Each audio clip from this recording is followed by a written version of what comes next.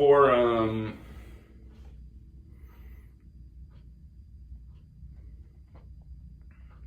is there anything that you would say in general? So obviously there's all sorts of scenarios and we can't cover everything. You have to learn. The whole reason I have this set up this way is if you know your tools, then you can.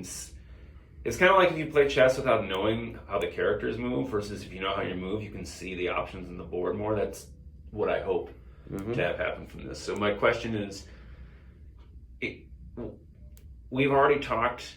I guess I'm trying to get at is this. Hopefully people will learn, and you have to learn how to problem solve. You have to learn to hear and to use these tools to do what you need to do musically. But my question is, having said that, are there any generalizations about left and right hand fingering that would be worthwhile? The only thing that I can think of is you always want to be in contact with the guitar as much as possible. Contact point, things to have, like we already have talked about it, but I mentioned again, it's just depending of your nail shape, your angle of attack, you want to see like that generally, that the hand rests on the guitar and you're relaxed on the shoulder, that you're not like any way engaged if you can, because you want to transfer all that weight of the hand to the fingertip. So that gets affected by position.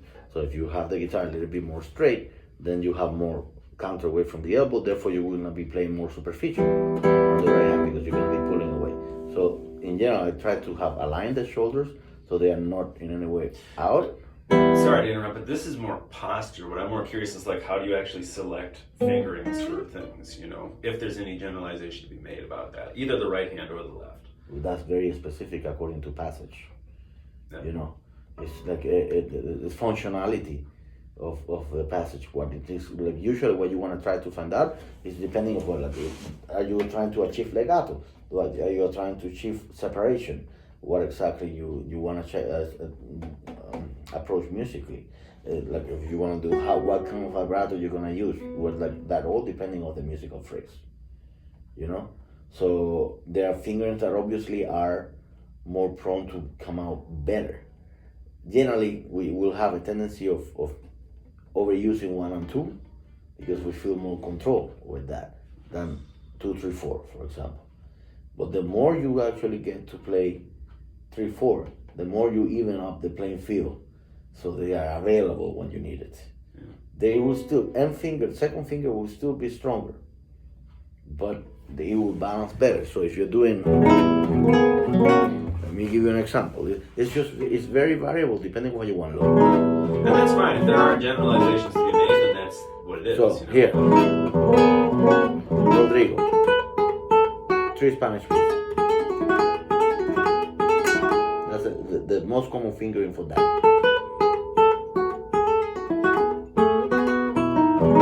You can do this, avoiding the third and bringing the 4th finger up. Generally, you try to avoid using the same finger to hop, because that would be very inefficient. It's possible versus this. Should we more time one versus the other? 3, 4, this versus 2, 4, 3, which is available. Yeah. So I'm not hopping. So that makes it easier. Yeah. So for the left hand, not hopping with the same finger. If you finish with one finger and start with the same finger, usually that tends to be problematic. On the right hand, the negative crossing versus positive crossing. You know, when you're reaching over, like say you're playing on the 3rd string with M and you're reaching over with I on the 2nd string, that's negative crossing. It feels awkward. The finger has to reach and your position change slightly versus using A, for example, which is the closest finger to the string from the right.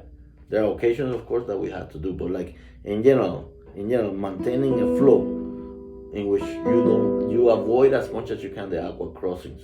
But there are some times that are unavailable, and then you're gonna be able to to, depending on what's the context of the passage, to work it out. You know, because you can do a passage with 3 fingers and crossing negative with the A finger.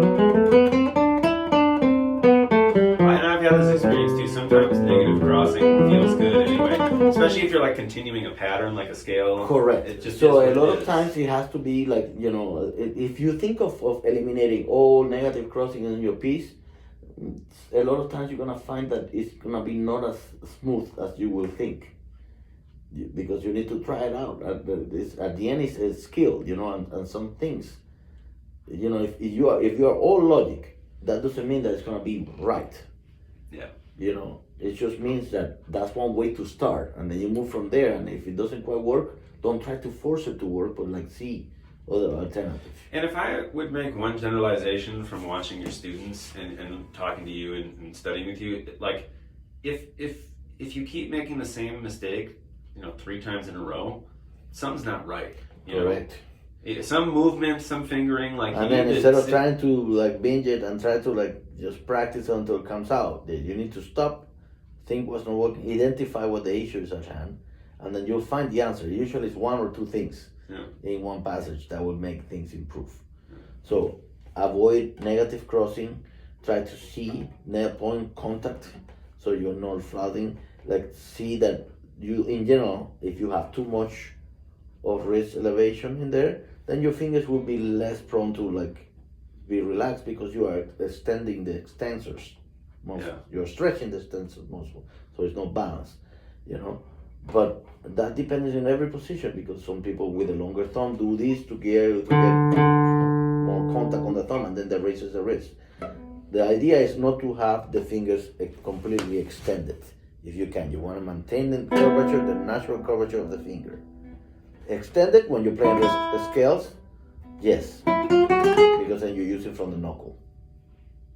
Otherwise, so it just makes, it's depending. For left hand, fingers that are not the same one to start the passage, if you have enough time in between there, of course it's not a problem. But if it's a quick shift and you finish with one finger and start with the same finger, usually problematic. So, and find out fingerings, for example, this, I always find this was problematic for me. I can play it, and in concert it comes out, but I always feel a little bit on the edge. So I was practicing this piece the other day. So like, okay, why? That's why I'm playing it. Like I'm trying to see if I'm bringing it back into the program. So then I said, why exactly do I have to like pinch this? Can I find a better way to do that it would be more reliable? Then I come out with this.